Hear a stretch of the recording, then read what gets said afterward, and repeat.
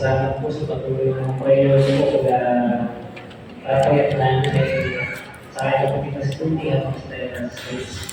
May na lang po ay pagdating ko po dito sakto before 10 o'clock po ako naman message po sa akin na i-reply daw po nila yung service po natin ngayon. Sana po sila din daw po ay pagpay natin dahil mamaya may kalayan po sila papunta sa isang church. Amen. Ayun po. Anyahan ko po ng bawat isa po tayo po ito ngayon. Basahin po natin ng aklat ng mga hukom. Book of Judges or aklat ng mga hukom. 6. Basahin po natin mula verse 1 hanggang verse 24. Book of Judges or aklat ng mga hukom. Chapter 6. Sabi po natin, ginawa ng mga anak ng Israel, yaong masama sa kanila ng Panginoon. Binigay sila ng Panginoon sa kamay ng Madian ng 7 taon. Ang kamay ng Madian ay nananignapan sa Israel. At dahil sa Madian ay gumawa ang mga anak ng Israel ng mga putang na nasa mundo, ng mga yungin, ng mga dapat matibay. At ganito ang nangyari ng mga Israel ay nakapaghasik na nagsiyawan ng mga Madianita at mga Amalekita, ang mga anak sa silakan, sila yung nagsiyawan laban sa kanila, at sila yung mantong laban sa kanila, at kanilang sinira ang bunga ng lupa, hanggang sa sila yung maging sa Gaza. At wala silang iniwang naman sa Israel, maging tupa o baka man o asnuman, sapagkat sila ay nagsiyawan na nila ang kanilang kawan, at ang kanilang mga tolda, at sila ay nagsipasok na parang balang sa karamihan, sila at ang kanilang mga kamelyo ay walang bilang at kanilang pinasok ng panin upang hibay. At ang Israel ay hindi ng totoo dahil sa Madian. At ang mga anak ni Israel ay lumaling sa Panginoon. At nangyari ang dunay sa Panginoon ng mga anak ni Israel dahil sa Madian ay nagsugo ang Panginoon ng isang propeta sa mga anak ni Israel at kaniyang sinabi sa kanila, ganito ang sabi ng Panginoon ng Diyos ng Israel, kayo'y aking inihamon mula sa Ehipto at inilabas ko kayo sa bahay ng pagkakaalipin at pinapahindaya ko kayo sa kamay ng mga taga-Ehipto at sa kamay ng mga pumipigati sa inyo at aking pinalaya sila sa harap ninyo. At ibinigay ko sa inyo ang kanilang lupain. Aking sinabi sa inyo, ako ang Panginoon inyong Diyos. Kayo huwag matatakot sa mga Diyos ng mga Amoreo na siyang lupain inyong tinatahanan. Ngunit hindi ninyo dinay ang aking tinig. At ang anghel ng Panginoon ay nagparawan ng bumubo sa ilalim ng kusina na nasa Opra na kay Joas na Abizerita. Ang kanyang anak na si Gideon ay pumapalo ng trigo sa ubasan upang itago sa mga Madianita. Napakita ang anghel ng Panginoon sa kanya at sinabi sa kanya, ang Panginoon ay sumasa iyo, ikaw lalaking makapangyarihang may tapang. At sinabi ni Gideon sa kanya, O Panginoon ko, kung ang Panginoon ay sumasa amin, bakit nga ang lahat ng ito ay sumapit sa amin? At saan naroon ang lahat niyang kababalaghang gawa na isinaysay sa amin? Ang aming mga magulang sinasabi, hindi ba tayo inihamon ng Panginoon mula sa Ehipto? Ngunit, ngayon hiniwalay kami ng Panginoon at ibinigay kami sa kamay ng Madian. At tinitingnan siya ng Panginoon at sinabi, lumaot ka sa kalakasan mo nito at iligtas mo Israel sa kamay ng Madian. Hindi ba kita sinugo? At sinabi niya sa kanya, O Panginoon, paano ililigtas ko Israel? Narito ang aking angkan, siyang pinakatukha sa Manases, at ako ang pinakamaliit sa bahay, sa bahayan ng aking ama. At sinabi ng Panginoon sa kanya, walang pagsala ako isa sa iyo, at iyong sasaktan ng mga Madianita na parang isang lalaki. At sinabi niya sa kanya, kung ngayon nakasumpong ako ng biyaya sa iyong paningin, ay bigyan mo ako ng isang tanda na ikaw ang nakikipag-usap sa akin. Sinasama ko sa iyo na huwag kang umalis dito, hanggang sa ako'y palito sa iyo, at ilabas ko ang aking handog at inapag ko sa harap mo. At kanyang sinabi, ako'y maghihintay hanggang sa ikaw ay bumalik. At si Gideon ay pumasok at naglutong madali ng isang anak ng kambing at ng isang eba ng harina ng mga munting tinapay na walang levadura. Niligay ang karne sa isang buslo at kanyang niligay ang sabaw sa isang palyok. Nilabas sa kanya sa ilalim ng ensina, inihain.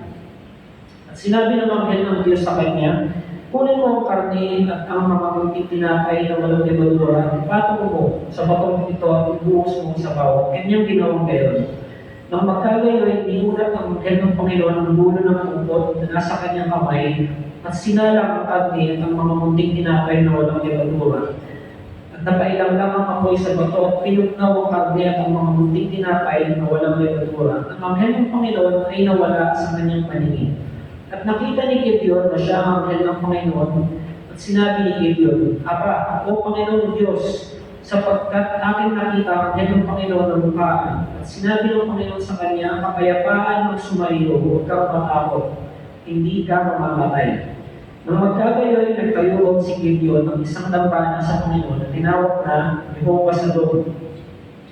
Hanggang sa araw na ito ay nasa sa Opa pa ang mga Israelita.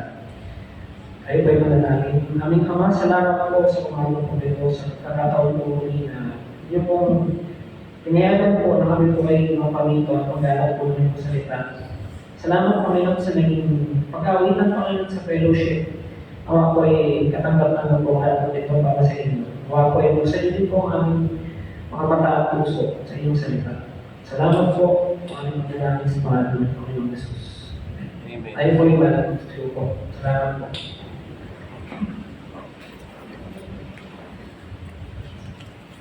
Kung makakasubaybay po kayo ng balita po kayo, marami po talagang balita na nakakalungkot. Kung hindi nakakalungkot, to the extent po talaga na nakaka-depress pa. Kanina lang po kayo usap po si Gadarico, si Besito. Sakto-sakto yun nung kanilang dapat po. Kalahin po yun. Yun talaga ang humuman sa akin na ano ba itong mga nangyayari po sa akin. There's no shortage of bad news po eh. Kumbaga kahit sa side kayo ng political events, mga paano man, anong panig naman po eh, pero bad news at bad news para sa iyo. Hindi puro good news lang. Dami nangyayari, hindi lang sa bansa natin, kundi sa ibang bansa din. Patuloy yan, palaging meron pa sa mga nangyayari. So ganun nga po, kung ito yung susundan nyo, hindi mahirap na malungkot madubres dahil sa mga nakikita natin. Ngayon itong binasa po natin ngayon lang sa aklat ng mga hukom. Book of Judges chapter 6. Inupuhit po ito yung isa sa pinakamadilim na panahon sa kasaysayan po ng mga Israelita. Ito po yung Book of Judges. Kung sa ibang books po, I think in the Book of Ruth, doon po ay iba po topic doon, ibang kwento doon, pero pag itutuslit po ng kwento ay nangyayari ito ng panahon ng mga hukumin. Sa panahon po ng mga Israelita, pag sinabi nila na this happened during the time of the judges, alam na po nila na ito ay isang madilim na panahon, hindi po masayang time yun para sa kanila. So ito nga po, tayo po ay nag-aaral ng Book of Judges. Buksan po natin sa mga hukom, 2. Mabasahin po natin yung 10 at 13. Book of Judges, chapter 2, verses 10 to 13. So ito ating pinag-aaralan po nangyayari pagkatapos po ng kamatayan po ni Joshua. Naalala po natin yung anniversary po, diba? Ito yung topic po natin, no? As for me and my house, we will serve the Lord. Pinag-aaralan po natin yung kamatayan ni Joshua. So muli nga po dito sa Book of Judges, chapter 2, verses 10 to 13. At ang buong lahi ngayon ay nalapit din sa kanilang mga magulang at doon may ibang lahing umamang pagkamatay nila na hindi nakilala ang Panginoon, hindi ang mga gawa ng kanyang ginawa sa Israel. Ginawa ng mga alam ni Israel ang masama sa paningin ng Panginoon at naglingkod sa mga Baal. At kanilang pinabayaan ng Panginoon ang Diyos sa kanilang mga magulang na naglabas sa kanila sa lupain ng Egypto at sumunod sa ibang mga Diyos, sa mga Diyos ng mga bayan na nasa palibot nila, at sila yung bukod sa mga iyon at kanilang pinumpahi ang Panginoon sa layo. At kanilang pinabayaan ng Panginoon at naglingkod kay Baal at kay Astarot. Ito nga po yung panahon na pagkatapos mamatay ni Joshua, tumalingkod po ang bayan ng Israel muli sa Panginoon. Ito po ilang beses na ulit dito sa Book of Judges. Makikita po natin kung pag-aaralan natin at least 6 na beses po yung naging cycle yun. Ang mga Israelita ay tatalibog sa Panginoon, kakarusahan sila ng Panginoon. Sila ay iiyak sa Panginoon at hihingi ng saklolo. pagpapadala ng Panginoon ng tukom or judge na magliligtas sa kanila. And yet, uulit na naman yun, mauhulog na naman sila sa kasalanan, nakaligid sa Panginoon. 6 na beses daw at least na nangyari yun. So ito yung nangyari daw panahon nila. Pero, again, pwede nangyayari din sa atin yun, ngayon sa ating panahon. Kung kayo po ay lumaki sa isang bahay na magulang nyo yung Kristiyano, kayo po ay pinagpala. You are blessed to have that kind of family. Gaya po, ganun din po ako. Pero, kahit po kayo ay lumaki sa isang bahay ng Kristiyano na there is an inherent danger. Pero kasama peligro po yun eh. Kasi, yung magulang nyo, kilala yung Panginoon, kayo, akala nyo, kilala din yung Panginoon. Pwede ganun eh. Especially po, kung alam niyo po, sa amin po mga anak ng pastor, bata pa lang ako sinasabi sa amin na anak pa lang ng pastor, bakit ganyan ka? Now, I know, binibiro lang naman siguro kami, pero there is a bit of truth in that na kami po, bilang anak ng pastor, there is a very good chance na kami ay mag-distinction sa ministry. Kasi po, yung magulang namin, sila na nga yung pastor at asawa ng pastor, di ba? Ngayon po nakikita namin na, teka, bakit parang may mali sa buhay nila? Bakit parang hindi naman yung nasa Bible ah. How do you think children would feel, di ba? So ngayon nga po, in a Christian home, and even more so, kapag sa anak po ng pastor, meron ba yung danger na maging institusyon ka na akala mo, kilala mo yung Panginoon, and then nakikita mo yung buhay ng magulang mo, or buhay ng ibang Christian, and then you would think, ito ba talaga yun, di ba? Ako ba talaga, kilala ko ba talaga ang Panginoon din? So there is that danger. Kilala ba talaga natin ang Panginoon? Pero dito po sa Book of Judges, meron po encouraging message po dito para sa atin. Di ba nga po, this was a dark time for the nation of Israel. But we can see here that God is at work even in the darkest of times. And even with the weakest, most mixed up people to accomplish the sovereign purpose for His glory. Makikita po natin sa ating pagkaaralan ngayong umaga, dahil kumikilos ang Diyos, kahit sa pinakamadilim ng mga panahon, maaari tayo magtiwala sa Kanya. Nagagamitin tayo kahit sa ating kahinaan upang may isang katuparan ng Kanyang soberano na lupin. Tingnan po natin sa Book of 2 Corinthians, chapter 4, verse 7. Pangalawang pamati ng Korinto. Chapter 4, verse 7. Ngunit naglay namin ang kayamanan ito sa mga sisitang lupa upang ang dakilang kalakahan ng kapangyarihan ay maging mula sa Diyos na huwag mula sa aming sarili. Again po, yung power po nasa Panginoon, hindi po sa atin. Tayo po ay sisit ng lupa lamang. So una po, ang Diyos ay kumikilos kahit nasa pinakamadilim na panahon. Again po, kaya po yung mga masasamang balita po, di ba? Walang katapusan din eh. And pag puro yan ang inyong pinapanood, puro yan ang inyong binabasa at pinapakinggan, baka magkaroon kayo ng impression na natutulog pa yung Diyos. Nasa lang Panginoon. Nagpakasyon na siguro, ba't parang walang in charge eh? Parang walang mabuting nangyayari. Pero tingnan po natin sa Book of Ephesians, chapter 1, verse 11. Sinabi po dito ni Apostle Paul, uklat ng mga taga-Efeso, chapter 1, verse 11, tayo naman sa Kanya ay ginawang mana na itinalagalan niya tayo ng una pa ayon sa pasya niya gumagawa ng lahat ng mga bagay ayon sa pasya ng Kanyang kalooban. Lahat po ng nangyayari, lahat po ng ginagawa natin, ito po ay pinagpasyahan po ng Panginoon. God is not on vacation, He is on His throne. Siya pa rin po ang susunod.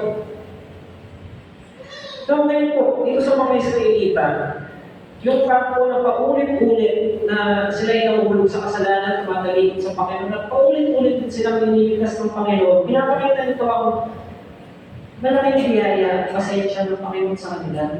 Nililigtas ng Panginoon to bring them back to Him. But at the same time, makikita po natin na paano din pinapahirapan sila ng kanilang mga kalaban. Ito po ay parusa din sa kanila eh. Pero makita po natin na dahil sa kanilang kasalanan, ito ang nangyayari sa kanila. Basahin po natin sa Aklat ng mga Hukok, Book of Judges, chapter 21, verse 20.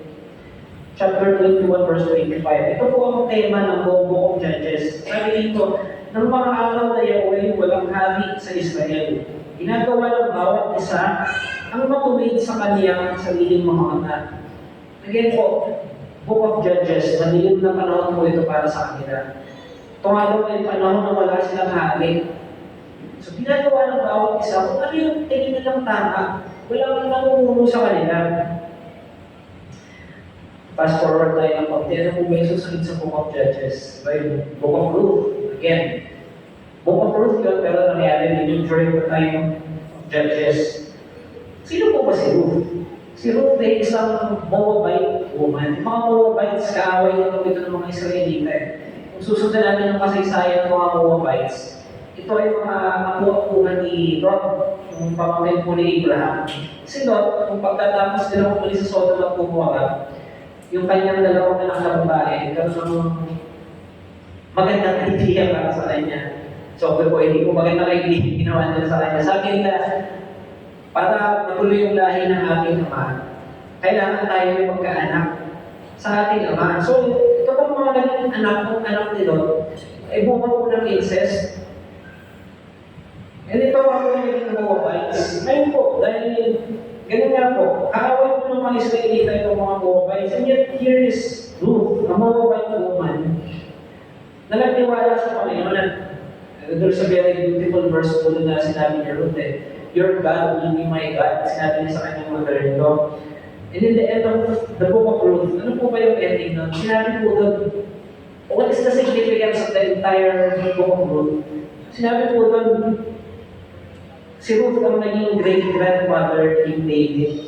So siya po ang naging lola ni David, na naging mabuting hari po, and man after God's own heart. And ascendant po ng Panginoon Yesu Cristo. So, makikita rin po natin dito sa panahon ni Gideon, malaman po nila yung mga pag-inayitay ni Buba. Sino din itong mga pag-inayitay na ito? Tingnan natin sa Book of Genesis, chapter 25, verse 1 to 2. Genesis 25, 1 to 2. Sabi po dito, at si Abraham ay nag-asawa ng iba. Ang pangalan ay Keturah. Naging anak nito sa kanya si Zimram, si Joksan, at si Medan, at si Midian, at si Ishbak, at si Suwa. Ayan po, si Medan. Si Medan po ang ninuno nitong mga Madianita. So, kalaban po ng mga Israelita. Ako din pala ni Abraham. Ito naalala itong anniversary natin. Napagpinit po natin yun na ang mga Israelita ay walang may pagmamalaki sa Panginoon. Hindi nila pwedeng sabihin na, Lord, ninuno namin si Abraham.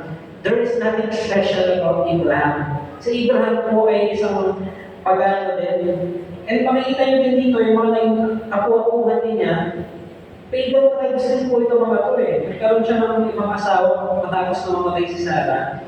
At ito yung mga naging anak nila, na ang mga kapuha-puhan ito, hindi kaaway din ng mga Israelita.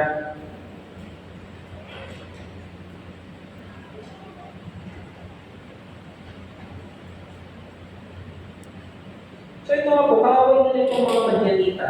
Ang nangyayari ay pag ang mga Israelita ay aani na, sasalakayin sila nito, sasanib kwet sa fight at mga Madianita, may tutulungan sila. Yan yung mga Israelita, wala silang lakas na mga militar na lagibanan nito mga ito. So ginagawa nila, kaya ako na binasa natin kanina, nagtatago sila sa mga kuweba sa mundo.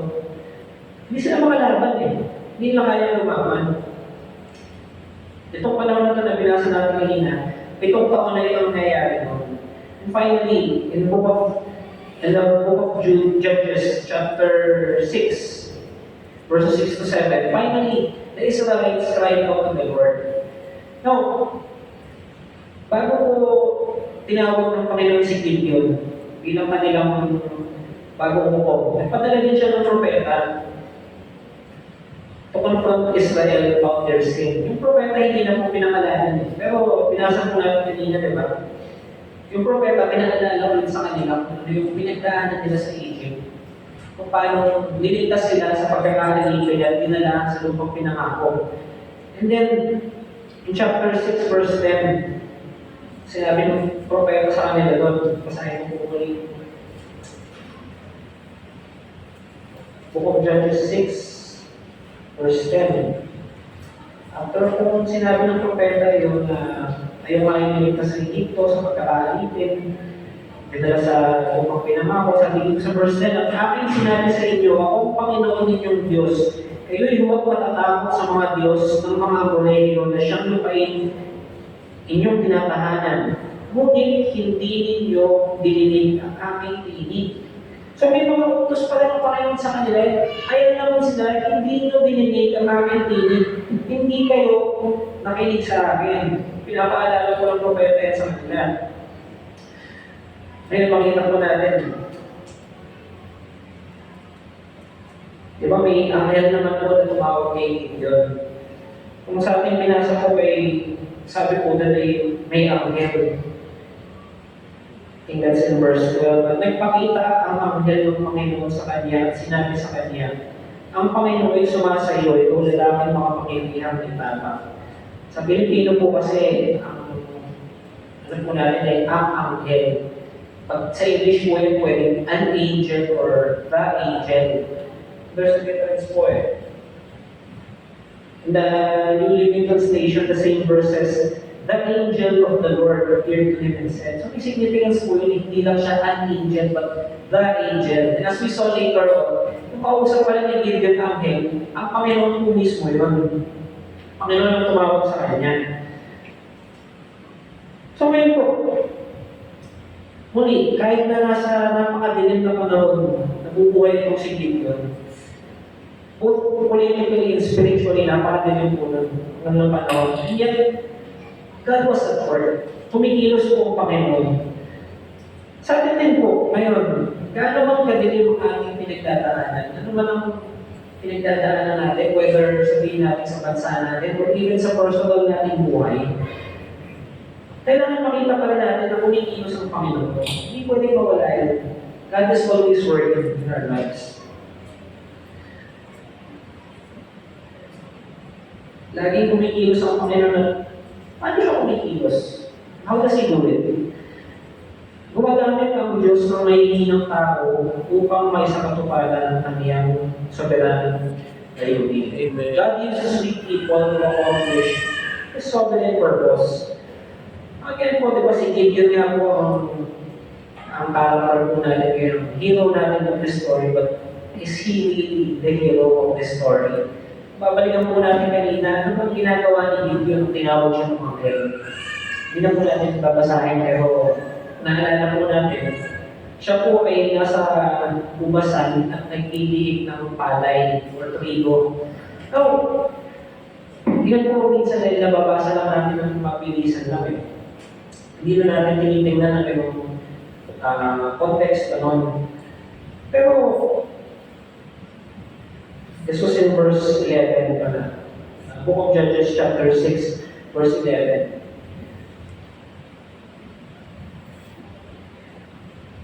Sabi po dito, Gideon was threshing wheat at the bottom of a winepress to hide the grain from the Midianites.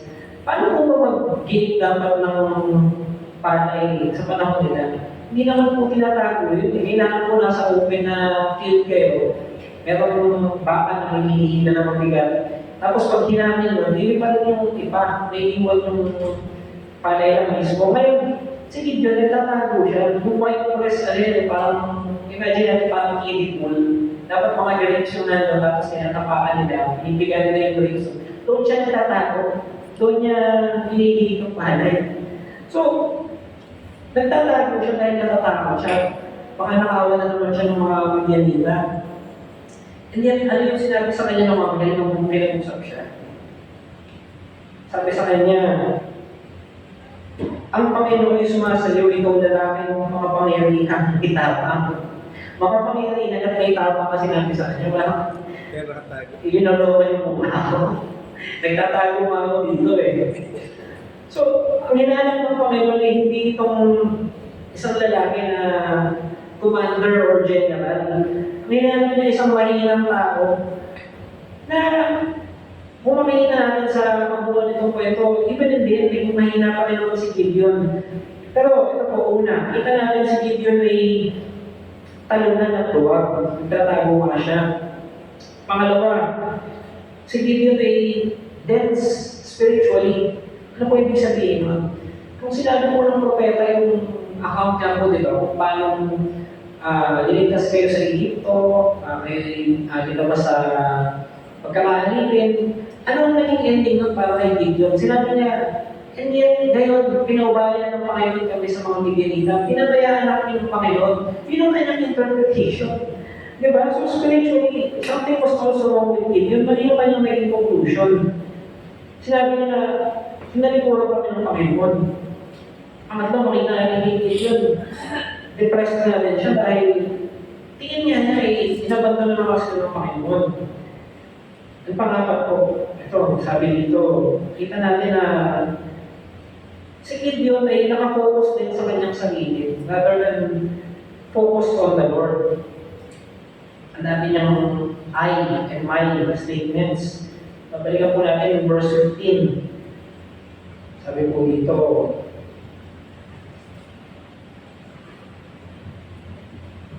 sabi sa verse 15, at sinabi niya sa kanya, O Panginoon, paano liligtas ko ang Israel? Narito ang aking angkanay siyang pinangdukha sa Manases, at ako ang pinakamaliit sa bahay sa bahayan ng aking ama. O ako. Ako focus po siya sa kanyang sarili. Sinabi sa kanya ng organ, di ba? Di ba ako ang nagpadala sa iyo? So ako magbibigay ko na kapangyarihan sa iyo eh. Ang pangalima po, Gideon was doubtful of God's promises. Siya ay may duda sa mga pangako ng Panginoon. Kung siguro, sa mabas po, ay baka nakakalalay dito sa mga naging kahinaan din ni Gideon. Baka tayo po ay meron siguro kasalanan na naglalayo sa atin sa Panginoon. Hindi natin kabuuan ng blessing ng Panginoon sa buhay natin. So baka spiritually din po, parang sigit din tayo yung conclusion natin pag tayo yung pinagdaanan. Lord, galit ka ba sa akin? Diba? Pinaparusahan mo ba ako? Kaaway mo kita? Baka hindi natin nakikita kung paano kumikilos pa rin ang Panginoon sa buhay natin sa kabila nito. Diba? Ano ang solusyon dito? Kung sa mga specific, tayo ay may pinagdaanan ng masama, tayo ay nasa madilim na kalagayan, you have to believe in yourself. You have to trust yourself. You have to build your esteem. Pero hindi po eh. Again, ba't ka mag-realize sa sarili mo? Pero isang author po sinabi niya, if we can do nothing, self-confidence is the height of presumption. If God can do everything, despondency is the height of folly. Maganda po, di ba? Alam natin sa sarili natin na wala tayong kayang gawin talaga, that we can do nothing. Self-confidence would be the height of presumption. Ano ka magiging confident sa sarili mo? Knowing yung pahinaan mo, knowing yung kasalanan mo, knowing kung sino ka lang talaga. Kapalik ka lang po nun.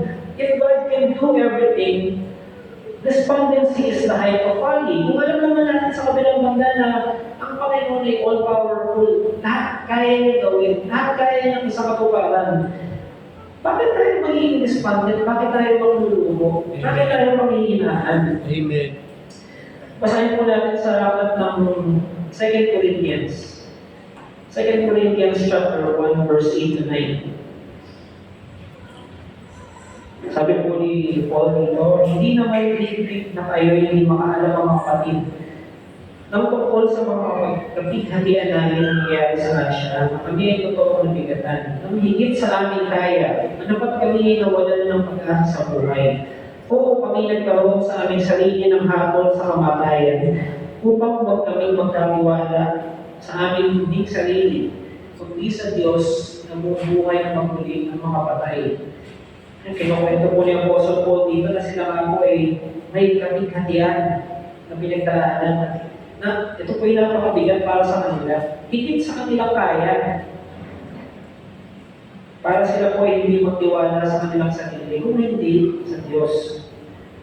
So trusting in God is the solution for weak people who want to see Him work in their current situation. Finally po, may hinang tao ginagamit ng Diyos ay kailangan matutong magtiwala sa kanyang makapangyarihang lakas. The weak people God uses must learn to trust His mighty strength. So, aside po kay Apostle Paul na nakabasa lang po natin, throughout the Bible, marami po tayong makikita ng mga tao na ginamit ng Panginoon sa kabila ng kanilang kahinaan. Si Abraham at si Sarah po, di ba, na naging tinulong nito mga Israelita. Of all the people that God would choose, all the people that God would give a promise to make a great nation, yung mag-asawa ka na ba po? Di ba? Ang tanda nila, wala pa rin silang anak. So ito, yung pang pinangawalang Panginoon na gagawin ko kayong nasyon. Marami pa pong iba. Si Jacob, tiwala sa Panginoon na ingatan siya sa kanyang kapatid na lupos ay mas malakas po sa kanya. Peter, hindi po ba si Peter ay dinanay niya ng Panginoon 3 beses? And yet, pagkatapos nun, Peter was still used greatly by God. But, what does it mean to trust God? Minsan po sinasabi lang natin yan you should trust God, you should trust the Lord. Pero sa totoo lang, malabo talaga yan para sa atin. Makikita talaga natin what does it mean to trust God? Kung makita po natin dito sa ating binasa kanina, sa Book of Judges, first, trusting God requires repenting of compromise with the world. So yung mga Israelita po ay nahulog na sa kasalanan, sila po ay sumasamba muli sa Diyos-Diyosan. So to trust God requires repentance. Second, trusting God requires knowing His power on behalf of His people in the past and His promise of power for what He calls us to do. Para magtiwala po tayo sa Panginoon, kaya alam po natin ano ba ang ating pinagdaanan. Ganyan po ang Israelita, diba? Asan ba sila dati, saan sila dinala ng Panginoon, saan sila iligtas ng Panginoon. Alam niyo yung history ito together. Pangatlo, trusting God requires knowing God's purpose for your future. Kailangan alam po natin kung ano ang layo din ng Panginoon para sa ating kinabukasan. Now, does that mean kailangan natin alam natin specifically ano ba talaga gagawin natin? Ano ba ang layo din ng Panginoon? Of course not. There's no way of knowing that. Pero, through service, nalalaman po natin, start serving the Lord. You know, if you are in church, diba, you will do acts of service, and makikita mo, God will look into you, what is your purpose? Ano ba gusto niyang gawin para sa iyo? You will find something na, ito, para sa akin, ito. Minsan, yung bagay na yun ay mahirap pero malalaman mo yun talaga yung para sa iyo. Yun yung purpose ng Panginoon para sa iyo. Pangapat, trusting God requires knowing His presence in your daily life. Diba twice po sinabi ng mga kaibigan yun, pinangakuhan siya that God will be with him. So if God is with us and He is for us, then who can stand against us? Napakadaming missionary po in the past na yun lang po talaga ang pinangahawakan nila. May mga missionary po na especially if overseas missionary kayo, mas mahirap para sa inyo. But even locally po, si tatay ko po dati, siya po yung ipan dito, sa Japan, walang pamag-anak, walang kaibigan. Yung panahon na yun, wala din internet, so iba po communication dati.